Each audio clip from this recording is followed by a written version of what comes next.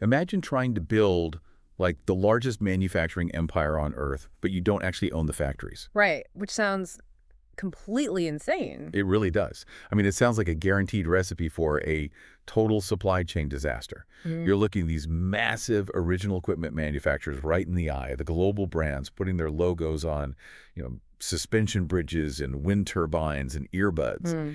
And you're promising them that you can manufacture their highly complex, precision-engineered products. But in reality, you're relying on thousands of independent mom-and-pop workshops scattered across the globe to actually cut the steel and mold the plastic. Yeah, it sounds impossible. Exactly. It sounds like a logistical nightmare just waiting to implode Yeah. the second a single supplier misses a deadline. Hmm. But today, we're looking at a company that is doing exactly that. Yeah. And they're using this incredibly sophisticated artificial intelligence software engine to orchestrate almost 7,000 different factories all at the same time. And that, honestly, is what makes this draft red herring prospectus, the DRHP we are dissecting for you today, so utterly fascinating. We are evaluating Zetwerk Manufacturing Businesses Limited ahead of their highly anticipated public listing. Yeah, it's a huge deal. It is. If you look at the entire history of industrialization, stretching back to Henry Ford's River Rouge plant or the massive industrial parks in Shenzhen, the core assumption has always been that physical control requires physical ownership. Yeah, you pour the concrete, you buy the multi-million-dollar CNC machines. Exactly. You hire the floor managers, and the auditor points to the building and says, well, there is your capital expenditure. But Zetwerk is attempting a complete paradigm shift here. They're building what they explicitly call a universal factory. A universal factory. Yeah, it's this platform that takes 6,979 third-party suppliers spread across 26 different countries and wraps them in a digital layer that is so tight and so responsive that to the end customer, it feels like they're dealing with just one perfectly oiled, infinitely scalable machine. Yeah. So today we're going full acquired style investment analysis on this. We've stacked up the financial tables, the risk factors, the industry tailwinds, and the massive venture capital FAP table. Oh yeah, the cap table is wild. Right. Our mission is to distill the absolute core of this business before you even think about putting capital to work here. We need to figure out if this technology-led asset-light model is actually a durable, defensible, competitive moat, or if it's just a fragile house of cards propped up by a temporary global supply chain boom. Because the stakes on this IPO are incredibly high. The scale is difficult to fully conceptualize until you dig into the numbers. To give you a high-level executive investment view, the bull case here is arguably one of the strongest in the industrial tech sector right now. It really is. You have a highly scalable software-driven moat powered by their proprietary Zetwerk OS. You have a total addressable market that is almost comically large because, well, it's completely agnostic to the end product. Yeah, they do everything. Exactly. They manufacture giant wind turbine nacelles. They manufacture tiny, precise wearable earbuds, and they manufacture structural steel for infrastructure. And most importantly, for any prospective investor, they have incredibly sticky customers. Repeat numbers are crazy. We are talking about an 80.15% repeat business rate in their manufacturing segment. When a company integrates with Zetwerk, they almost never leave. But here, the bear case is flashing some incredibly bright red lights in the footnotes of this prospectus. The thing that jumps off the page immediately is the massive venture capital exit happening here. Oh, absolutely. This isn't just like a tiny sliver of early angel investors taking a little bit of liquidity. It is an offer for sale of nearly 96.8 million shares. Yeah. The founders are selling. The biggest tier one VC firms are selling. Yeah, everyone is taking chips off the table. Right. And you also have these intense execution risks across this sprawling, decentralized global supply chain.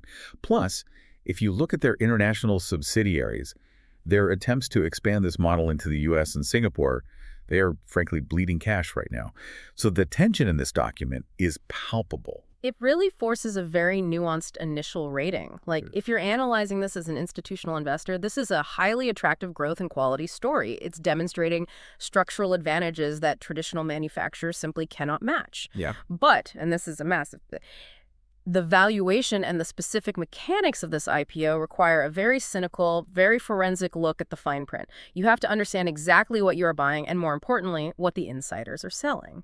Definitely. So to figure out if this is the future of global production or just, I don't know, a very expensive digital middleman, we have to start at the absolute foundation. Let's look under the hood of their business model. Let's do it. Because if you don't own most of the factories, what exactly are you selling?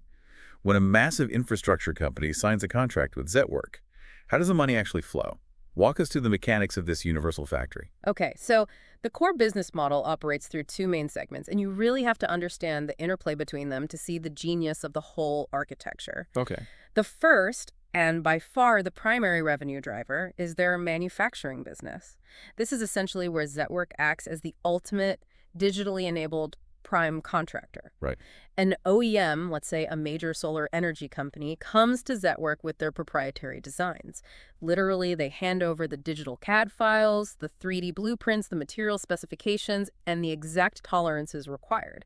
Zetwerk takes those designs and guarantees the end-to-end production and delivery of those goods. So the solar company doesn't care which specific factory in India or Vietnam actually cuts the glass or solders the wires.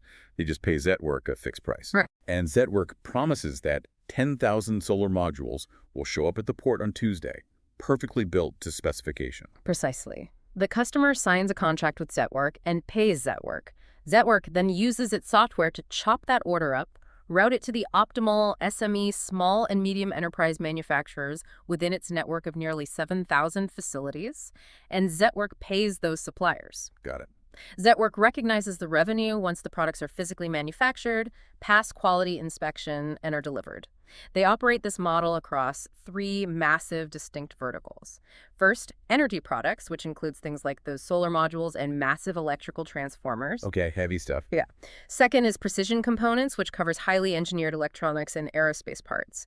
And finally, capital goods, which is the heavy industrial stuff, like structural steel girders for bridges and factories. It sounds beautifully simple from the customer's perspective. I mean, it abstracts away all the friction of finding a factory, vetting them, negotiating pricing, managing freight. It's totally seamless for them. But, the DRHP outlines a second segment that really caught my eye because it seems totally disconnected from this software-driven narrative. They have this ecosystem business, branded as Terra 91. Right, Terra 91. When I first read about Terra 91, I was so confused. Why is a high-flying, AI-driven manufacturing platform acting like a wholesale commodity broker for raw metal? Because it solves a fundamental structural vulnerability in the fragmented manufacturing market. This is where Zetwerk transitions from just being a matchmaker into being an actual ecosystem architect. Okay, explain that. So Terra 91 sources and sells raw materials. We're talking bulk aluminum, zinc, steel, copper. As of March 2026, the DRHP notes it serves 828 customers and utilizes 562 suppliers. To understand why this is brilliant, you have to put yourself in the shoes of a small to medium enterprise in Zetwerk's network. Okay, I'm a mom and pop shop. Right. Imagine you own a metal stamping facility in Pune, India. You have great machines and skilled workers, but your balance sheet is tiny. Yeah, I might only do a few $1 million in revenue a year. I definitely don't have a dedicated treasury department. Exactly. So your biggest existential threat is the volatility of global metal prices.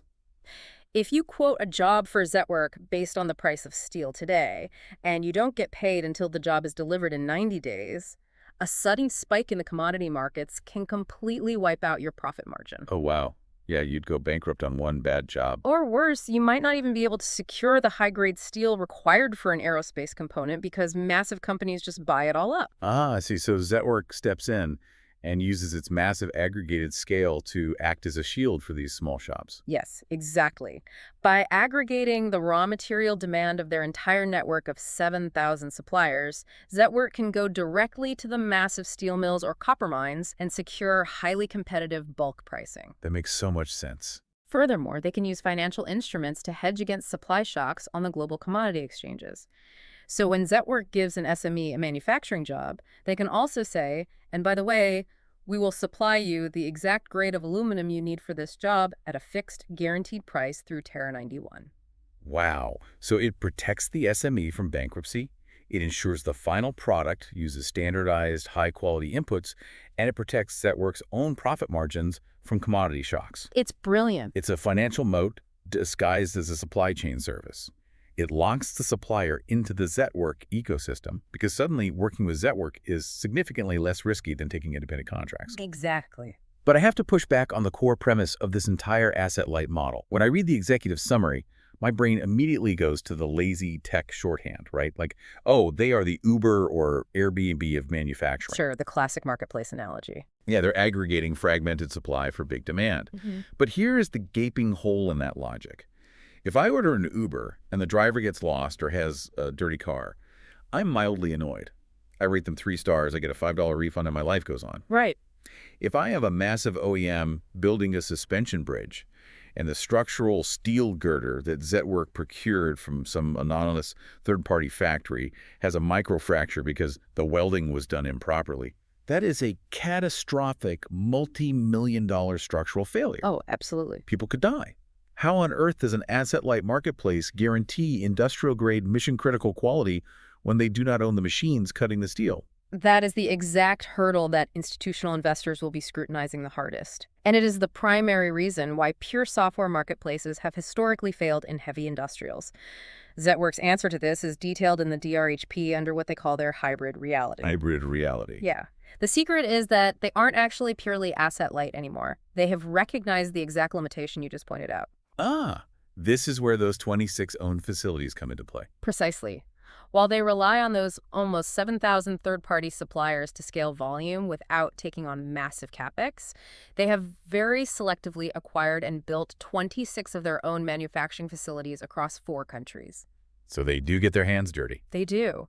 They realized that for highly complex, compliance-critical programs, specifically things in the aerospace and defense sectors, where parts require stringent AS9100 certifications and military-grade traceability, you cannot just farm that out to an unvetted shed. Right. The government isn't going to let you outsource jet engine parts to a random garage. No way. You need absolute control over the environment, the temperature, the machines, and the personnel. So for those highly sensitive, high-margin jobs, they use their own roof. It's almost like a high-end restaurant brand that uses a network of ghost kitchens for their high-volume delivery orders, but they maintain a flagship Michelin star location where their executive chefs handle the absolute highest quality, most complex dishes. That is an excellent way to conceptualize it.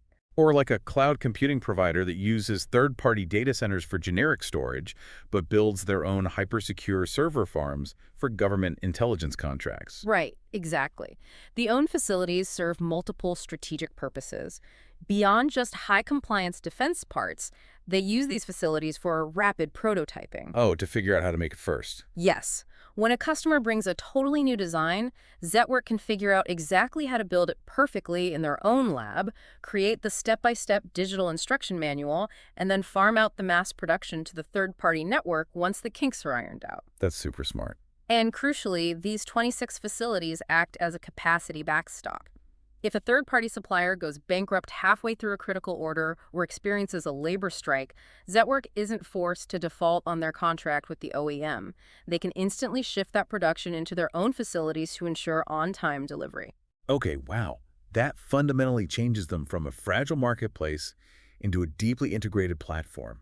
They capture the massive scale and low overhead of the SME network, but they maintain the ultimate safety net of a traditional manufacturer. Exactly. Okay, so I understand the physical architecture now.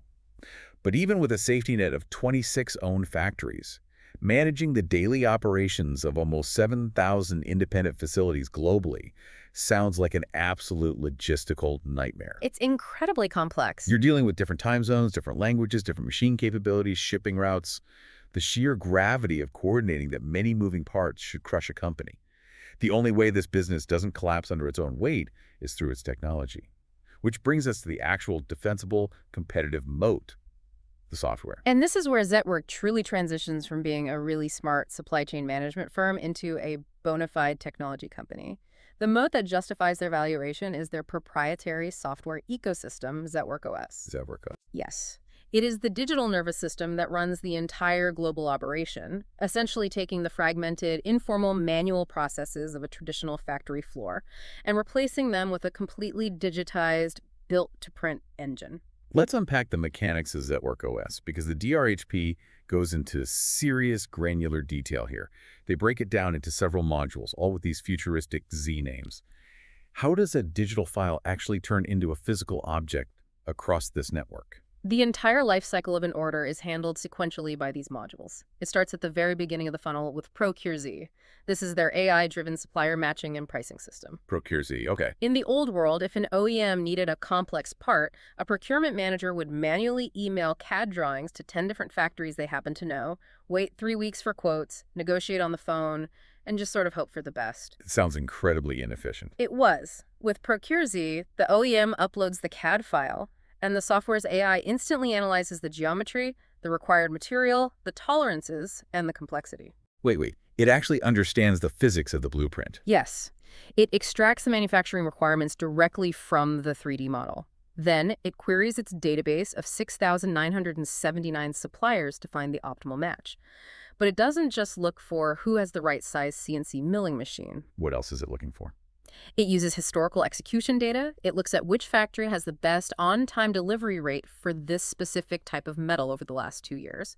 It looks at real-time capacity, like who actually has downtime on their machines this week. Oh, wow. So it's live capacity routing. Exactly. And crucially, for today's volatile macro environment, it instantly calculates geopolitical risks, freight costs, and live import tariffs to determine the true landed cost for the customer. So it is essentially ingesting an engineering blueprint and instantly calculating a multivariable calculus equation to determine exactly which factory on the planet is best suited to make it at this exact second, factoring in the fact that there might be a trade war happening in one country and a shipping bottleneck in another. That is incredibly powerful. And once ProcureZ makes the match and the contract is signed, how do they actually ensure it gets built correctly? That is where the execution passes to 2 deeply intertwined modules. ZSO, which stands for the Zetwerk Integrated Systems Orchestrator, and ZPS, the Zetwerk Production System. ZSO and ZPS. Got it. These modules handle the massive complexity of project and factory-level execution. What is truly groundbreaking here is that ZSO enables what they call simultaneous manufacturing. Simultaneous manufacturing. Yeah. Let's say a customer orders a massive complex piece of industrial machinery that has 500 different subcomponents. ZSO doesn't just send the whole order to one giant factory. Oh, it splits it up. It dynamically splits the order up. It sends the aluminum housing to a factory in Vietnam, the steel gears to a factory in India, and the precision electronics to a facility in Mexico. It coordinates the production timeline so that all 500 parts are manufactured simultaneously and arrive at a final assembly point at the exact same time. It violently slashes traditional lead times. It's like the ultimate digital recipe book combined with an omniscient air traffic control system. ZPS provides the recipe. It literally goes down to the factory floor, right? I read that workers in these third-party SMEs actually use tablets running ZPS to see their daily workflows. They do. It digitizes their shop floor, telling them exactly how to execute the Zetwerk order step by step to eliminate bottlenecks. And then ZISO is the air traffic controller, making sure all those disparate parts land on the runway at the exact same moment. Exactly. And to address your earlier concern about the Uber quality problem, they enforce discipline through ZAQ Zetwerk Assured Quality. Okay. The quality control piece. Right. This digitizes all inspections. Before a third-party supplier is allowed to put a part in a shipping container, ZAQ forces them to upload photographic evidence, dimensional inspection reports, and material certificates directly into the platform. So they can't even ship it until Zetwerk approves it digitally. The system verifies that the specifications are perfectly met before the item is authorized to ship. Finally, DRHP and Zenento handle the global logistics, the customs clearance, and the inventory tracking. It gives the end customer a real-time tracking dashboard. Exactly like tracking an Amazon package, but for a 20-ton steel girder. Exactly. Okay, the architecture is brilliant. The narrative is incredibly tight. But I have to play devil's advocate here because as investors, we see cool software pitches every single day. Does this specific dashboard actually create a durable economic moat? It's a fair question. Right. What stops a well-funded competitor or even a consortium of traditional industrial giants like General Electric or Siemens from just hiring a room full of brilliant developers, spending $50 million, and building a clone of Zetwerk OS? It is the defining question of platform economics. And the answer is that the software code itself isn't the entirety of the moat. The moat is the immense data density and the network effect that the software generates over time. The data. Right. The DRHP outlines a massive self-reinforcing flywheel. Every single time a customer places an order, the system gets smarter. ProcureZ ingests new engineering drawings, expanding its library of geometries.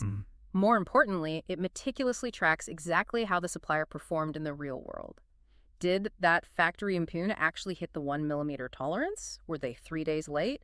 What was the exact scrap rate of the raw aluminum? So the AI is constantly updating a massive hidden ledger of real-world supplier capabilities. It's not just matching based on what a factory claims they can do. No, not at all. It's matching based on what they have empirically proven they can do across thousands of previous Zetwerk orders. Exactly. A competitor could easily copy the user interface of the dashboard, but they wouldn't have the years of deep, granular historical execution data across 7,000 global suppliers. Right, they'd be starting from scratch on the data side. A new entrant wouldn't know that a specific facility in Vietnam is historically 5% faster and produces 2% less scrap when milling a specific aerospace-grade aluminum compared to a seemingly identical factory in Mexico. That is wild. That massive data set allows Zetwerk to price jobs more aggressively, guarantee faster lead times, and ensure lower defect rates than any new entrant possibly could. The more orders they process, the better the matching gets. The better the matching gets, the cheaper and faster they become, which attracts more orders. It is a textbook data flywheel. That data density makes it incredibly punishing for a competitor to try and undercut them. Okay, so the theoretical moat is deep, the software makes sense, but we are looking at this for an IPO. Right, the numbers have to make sense. We aren't venture capitalists funding a cool idea anymore. We are public market investors who demand to see this theoretical moat translate into actual cash flows, operating leverage, and unshakable customer retention. Does this AI matchmaking actually translate into sticky, profitable revenue? Or are customers just using Zetwerk as a convenient backup option for one-off emergency orders? Well, if we dig into the financial tables in the DRHP, the numbers demonstrate that the operating leverage is fundamentally proving out. And the customer stickiness is perhaps the most compelling part of the entire prospectus. Let's hear the numbers. Let's look at the sheer velocity of the business first.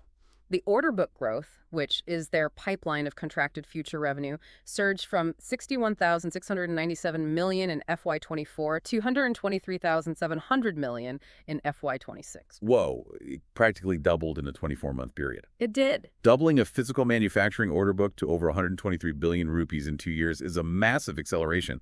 But, the classic trap for hypergrowth startups is buying that top-line growth by slashing prices and destroying profitability.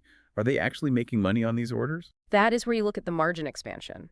Their manufacturing contribution margin, which essentially measures the profitability of the orders after paying the suppliers and direct costs, improved from 10.80% in FY24 to 12.4% in FY26. I want to pause on that because for anyone listening who usually invests in B2B SaaS companies or consumer tech, a 12.4% margin sounds utterly terrible. Software companies routinely boast 80% gross margins. True, they do. Why should an investor be excited about a 160 basis point improvement in a margin that sits in the low double digits? Because you have to evaluate Zetwerk within the context of the physical, heavy industrial world, not the purely digital world. Zetwerk recognizes the gross merchandise value, the total cost of the massive steel beams or millions of electronics as revenue. Oh, so the top-line denominator is huge. Exactly. The fact that they're wringing out an extra 1.6% margin at that colossal multi-billion rupee scale generates massive absolute cash flow. And those 160 basis points are the direct financial proof of the software moat we just discussed. As the platform scales, the AI matching becomes more efficient, driving down the cost of goods sold. Furthermore, the fixed costs of maintaining the Zetwerk OS engineering team and their centralized corporate structure are distributed over a rapidly expanding revenue base. Right, classic operating leverage. Revenue grows significantly faster than operating expenses. Exactly. But while the margin expansion is great, the metric that indicates true generational business quality is customer addiction. The stickiness. How hard is it for a customer to walk away? Exactly. In FY26, repeat customers accounted for a staggering 80.15% of the manufacturing business gross merchandise value, and that number is trending up. It was 78.11% in FY24. That's huge. The data clearly shows that once a massive OEM integrates Zetwerk into their supply chain, they almost never leave. And they aren't just staying for the same simple commoditized parts. The DRHP highlights a strategic shift that introduces massive switching costs. What's the shift? Zetwerk is aggressively pushing into ODM original design manufacturing. It grew from 8.12% of GMV to almost 14% of GMV recently. What is the practical difference for the investor between their traditional built-to-print model and this ODM model? It is the difference between being a hired hand and being an irreplaceable partner. With Build to Print, the customer hands Zetwerk a finished CAD file and says, make exactly this. And if they get mad, they can just take that CAD file somewhere else tomorrow. Right. The switching cost is relatively low, but with ODM, the customer comes to Zetwerk with a concept, we need a new wireless earbud with these audio specs and this battery life. Zetwerk's internal engineering teams actually co-create the product. Oh, wow. They design the internal layout, they engineer the acoustic chambers, they select the specific microchips. So Zetwerk holds the recipe. Exactly. If a customer wants to leave Zetwerk under an ODM contract, they don't just have to find a new factory, they have to completely re-engineer their entire product from scratch. There's a massive moat. It deeply embeds Zetwerk into the intellectual property of the customer's product line. The DRHP provides 2 incredibly detailed case studies that illustrate this land and expand stickiness perfectly. Let's look at the defense localization example first. I read this one, and it reads like a geopolitical thriller. You had an Indian government defense agency that was completely reliant on importing highly specialized aerospace spare parts from foreign nations. Right, which is a terrible spot to be in. Yeah, they were dealing with exorbitant costs, massive logistical delays, and most importantly, a severe geopolitical vulnerability. If relations soured with the supplier nation, their aerospace fleet could essentially be grounded. Right. And for decades, the assumption was that domestic Indian manufacturers simply did not have the metallurgical expertise or the precision machining capabilities to replace those foreign imports. Did Zetwerk change that? Zetwerk stepped in and fundamentally disproved that. They used the ProcureZ database to scan the country and identified a handful of domestic SMEs with the baseline machining capabilities. But Zetwerk didn't just introduce them. What did they do? Zetwerk invested their own capital and engineering talent into those SMEs to upgrade their processes, establish AS9100 quality control standards, and dial in the engineering to meet the strict defense specifications. They successfully localized the entire supply chain. Wow. They replaced a massive, expensive import reliance with a secure domestic solution. Yes. And I imagine once you solve a national security supply chain problem for a government agency, they're not going to switch to a competitor to save a fraction of a percent on margin. You are locked in for decades. They absolutely are. The other case study that completely blew my mind was in the consumer electronics space with the wearables company Boat. It perfectly illustrates how Zetwerk acts like a python swallowing a supply chain. That's a great analogy. According to the DRHP, Boat started working with Zetwerk on a single low-risk purchase order for one specific product, just dipping their toes in the water to see if this platform actually worked. It is the classic land strategy. Prove your reliability on a minor component. But then you look at the expand phase. Today, Zetwerk doesn't just make a single part for them. Zetwerk handles high-volume manufacturing across Boat's entire product portfolio. Bluetooth speakers, wireless neckbands, true wireless stereo earbuds. Everything. And they aren't just stamping out plastic. Zetwerk handles the printed circuit board assembly, the acoustic tuning, and they even do the final in-house assembly and premium finishing in their own facilities. Yeah, it's wild. Boat essentially outsourced the entire physical reality of their brand to Zetwerk's operating system. So Boat can focus entirely on marketing and brand building, while Zetwerk operates as their phantom, infinitely scalable factory. It is a phenomenal demonstration of how the platform scales up the value chain. However, as an equity analyst, you have to invert the thesis. I know you have a major macroeconomic pushback here. I do, because these case studies sound amazing in a booming economy. But at the end of the day, contract manufacturing is notoriously cyclical and utterly at the mercy of massive macroeconomic tides. It definitely is. If the global economy enters a severe recession, consumers stop buying wireless earbuds. If interest rates remain sky-high, governments and corporations stop funding massive infrastructure and energy projects. Demand drops. Right. If the end demand evaporates, Zetwerk's incredible order book evaporates with it. Yeah. Can a highly leveraged, technology-heavy platform sustain this kind of valuation if the macro tide abruptly goes out?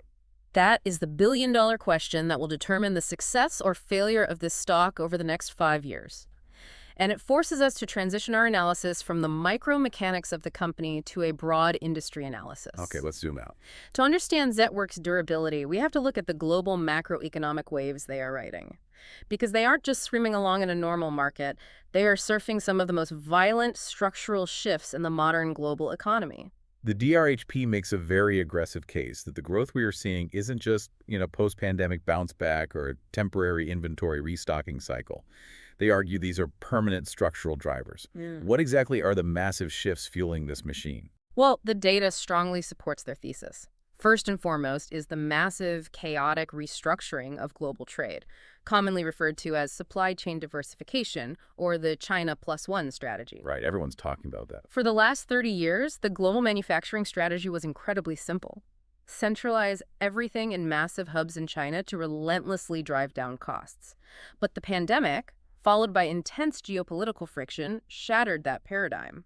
So OEMs are trying to spread out? Global OEMs realized that a hyper-optimized single-country supply chain is actually a massive corporate liability. They are frantically trying to de-risk. They want production spread across India, Vietnam, Mexico, and the U.S. But setting up new factories in foreign countries takes years and billions of dollars. So Zetwerk essentially acts as a shortcut. They're selling, like, de-risking as a service. An OEM doesn't need to spend 3 years building a factory in Vietnam. They just plug into Zetwerk OS, and Zetwerk instantly routes 30% of their production to vetted Vietnamese suppliers on the platform. Exactly, and it gives these OEMs incredible real-time geopolitical agility. There is a specific fascinating instance detailed in the DRHP from a supply chain shock in 2025 that perfectly illustrates this. What happened? Due to a sudden trade dispute, Indian suppliers unexpectedly faced a massive 50% U.S. tariff on certain industrial goods. Oh, man. If you are a traditional manufacturer located in India and your biggest customer is in the United States, a 50% overnight tariff is a catastrophic death blow. Your product is instantly completely uncompetitive in the market. You lose the contract, your machines go idle, and you lay off your workforce. Exactly. The rigidity of the physical world destroys you. But for Zetwerk, their software instantly registered the new tariff parameter as a variable cost increase. Oh, I see where this is going. ProcureZ automatically recalculated the landed costs and instantly rerouted the production for those specific U.S. customers away from the Indian suppliers and sent the orders to vetted suppliers in Oman who were only facing a standard 10% tariff. That is the absolute aha moment of this entire prospectus. This software just bypassed a multinational geopolitical roadblock in real time. Yep. The U.S. customer still receives their exact part on time at roughly the same price. Zetwerk preserves the revenue and the margin. The only loser is the static factory that didn't have the agility to adapt. That is a tangible, irrefutable example of software eating the physical supply chain. It really is. What is equally fascinating is how domestic government policy plays right into their hands as well. While they use agility to bypass tariffs internationally, they use their massive localized networks to capture protectionist spending domestically. Like what? Look at the ALMM policy in India, the approved list of models and manufacturers. The Indian government essentially mandated that large government-backed solar energy projects could only source solar modules from approved domestic manufacturers. Effectively blocking cheap foreign imports to stimulate local industry. Right, which created a massive, immediate demand shock for domestic solar panels that the existing fragmented Indian manufacturers couldn't possibly handle individually. So Zetwerk swooped in. Exactly. A massive public sector undertaking needed a gargantuan volume of solar modules. No single Indian factory had the capacity. But Zetwerk used their platform to simultaneously coordinate production across over 6 different Indian manufacturing partners. Wow. They aggregated the capacity of the entire ecosystem to fulfill a massive government contract that none of those individual factories could have won on their own.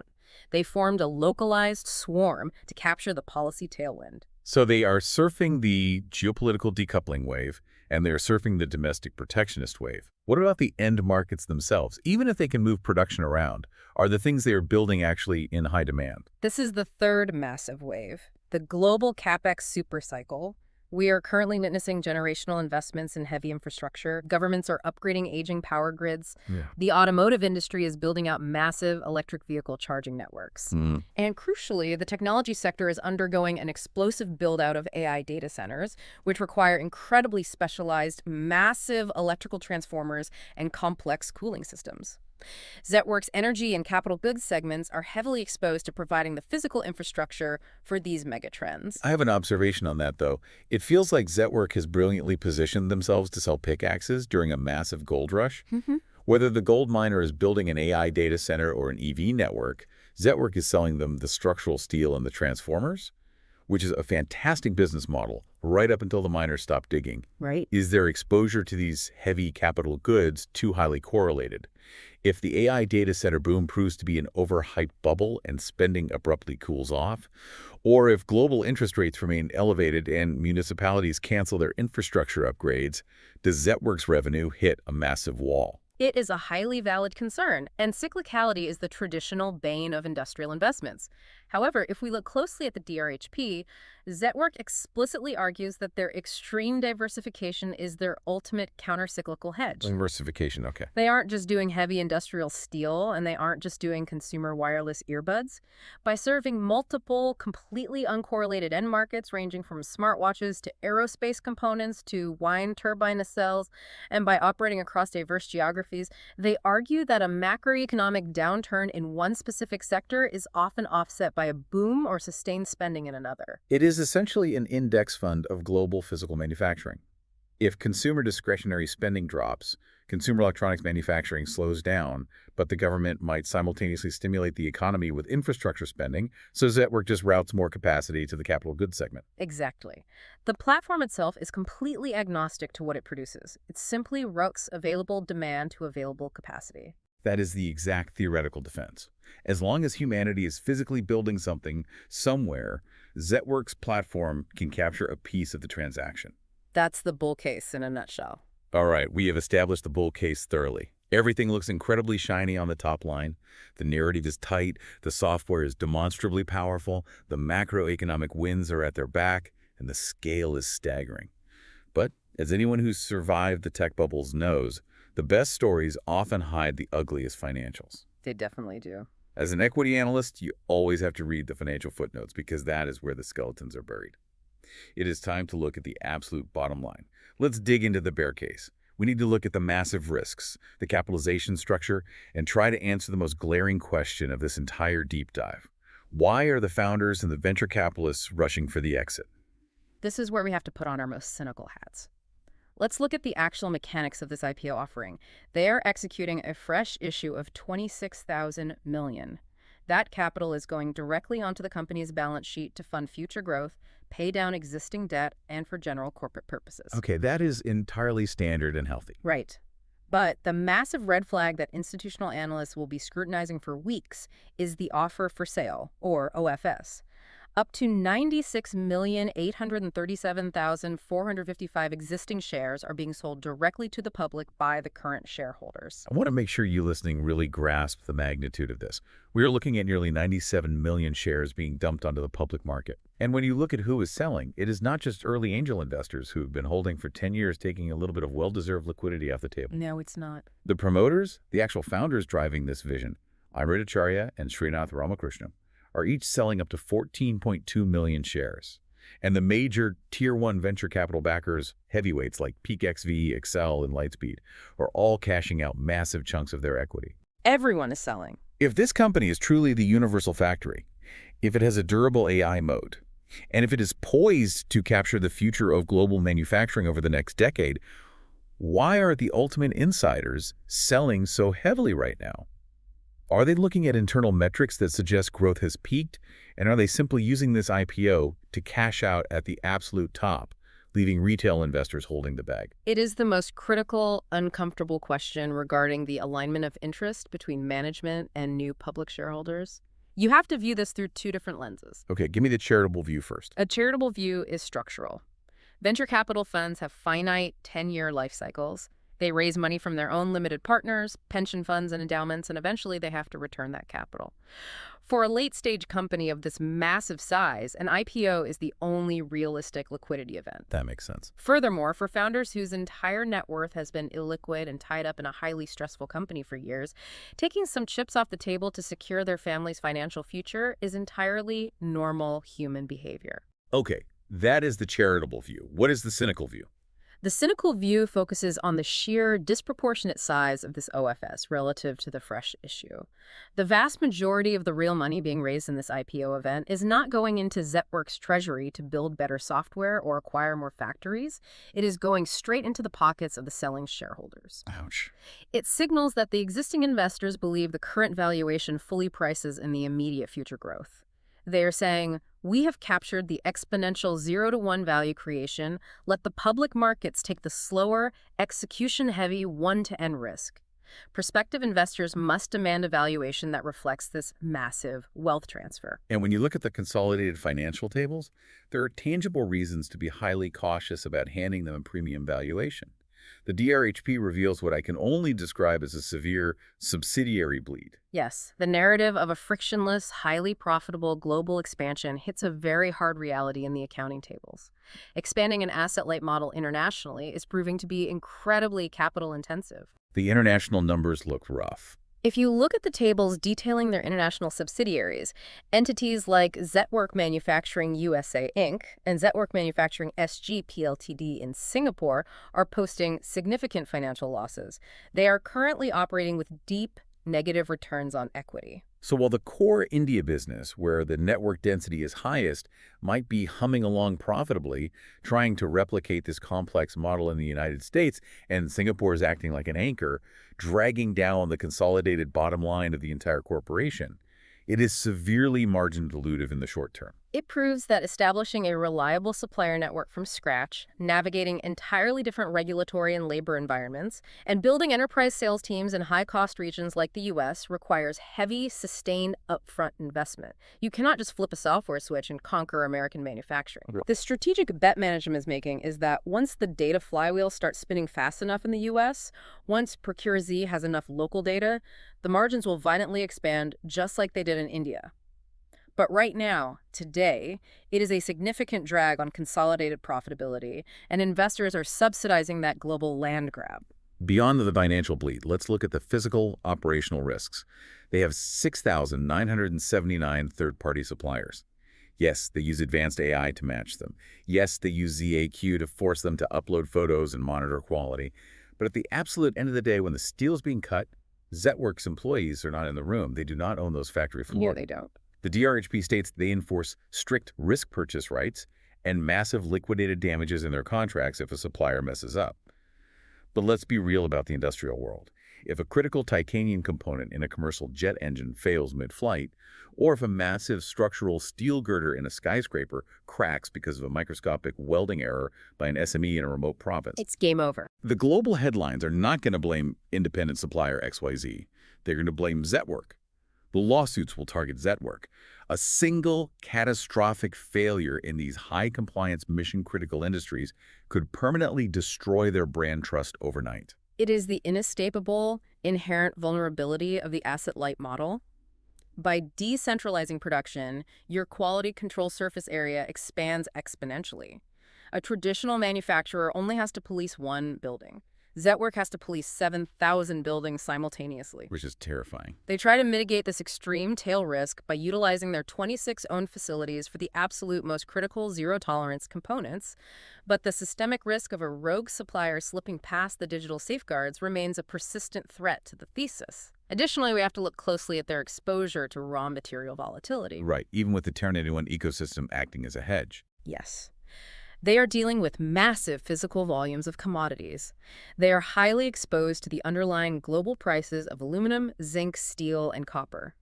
While Terra91 helps aggregate and control costs, and they utilize sophisticated exchange-traded hanging instruments to smooth out the bumps, the commodity markets can be violently unpredictable. For sure. A sharp, unexpected, sustained swing in global metal prices, perhaps driven by a sudden geopolitical conflict or a major mining disruption, could easily squeeze their hard-fought 12.4% contribution margin before they have the contractual opportunity to pass those elevated costs on to the massive end customers. So if you are an analyst sitting at a desk right now synthesizing this entire massive document, How do you weigh the undeniable reality of these risks against the breathtaking scale of the growth? You have to coldly balance the immediate realities against the structural potential. You weigh the highly expensive, margin-dilutive global expansion costs and the massive, somewhat concerning insider VC exit against the undeniable reality that Zetwerk has built a structurally advantaged, data-rich software moat. Right, because the moat is real. Exactly. They are capturing massive, profitable revenue growth in a sector that has historically resisted digitization. This isn't a speculative software company trading on eyeballs or potential future clicks. They have over 123 billion rupees in locked-in orders for physical goods. Yeah, that's real physical stuff. The business is real, the scale is real, and the structural advantage is real. The investment decision ultimately comes down to the final IPO pricing and your personal conviction in management's ability to execute complex operations perfectly every single day across 7,000 locations. Okay, we have covered the model, the software, the macro tailwinds, and the skeletons in the financial tables. It is time for the final verdict. If you were summarizing the core investment thesis for someone looking to allocate capital, what is the ultimate takeaway from this DRHP? The ultimate takeaway is that Zetwerk represents a high-quality, technology-leveraged growth story that is fundamentally rewiring a massive, antiquated sector. They have successfully taken the highly fragmented, commoditized, often chaotic world of independent SME manufacturing and unified it into a high-value, immensely scalable digital platform. They have empirically proven they can expand profit margins while growing top-line revenue at a breakneck pace, and they are perfectly positioned to capitalize on the generational restructuring of global supply chains and heavy infrastructure spending. The exact IPO valuation will dictate the immediate upside, especially given the heavy insider selling, but the underlying business architecture is profoundly transforming how physical goods are sourced, engineered, and built across the globe. They have essentially taken the old, rigid, brittle way of manufacturing, where a supply chain shock breaks the whole system, and replaced it with a dynamic, self-healing network. It is incredibly impressive. It really is. But as we wrap up this analysis, I want to leave you, the listener, with a final provocative thought experiment to mull over as we watch this company enter the public markets. Zetwerk has proven that their software can expertly organize and coordinate the physical manufacturing world right now, but we are standing on the precipice of a massive leap in generative artificial intelligence. Oh, this is the big question. As AI becomes truly generative, potentially capable of automating everything from the initial complex CAD design to autonomously optimizing the raw material chemistry to dynamically routing the final global logistics without a single human engineer ever intervening, well, what happens to Zetwerk's moat? Yeah, does it hold up? Will Zetwerk harness that AI to become the absolute untouchable monopoly of global production? Or, as these AI models become democratized, will Zetwerk's proprietary matching engine just become a commoditized capability that any massive corporation can buy off the shelf as a cheap sauce product in 5 years? Is the universal factory we see today the final triumphant destination of industrial technology, or is it just a highly profitable stepping stone in a much larger, much more disruptive technological revolution? That is the exact existential question that will define the next decade of industrial technology, and it is the perfect metric to watch as Zetwerk transitions into a public company. Thank you for joining us on this massive acquired-style deep dive into the Zetwerk DRHP. We hope this extensive analysis gives you the fundamental frameworks you need to look past the IPO hype, understand the deep mechanics of the businesses you invest in, and spot the structural shifts happening in the global economy. Keep questioning the consensus, keep learning how the machine actually works, and we will catch you on the next one.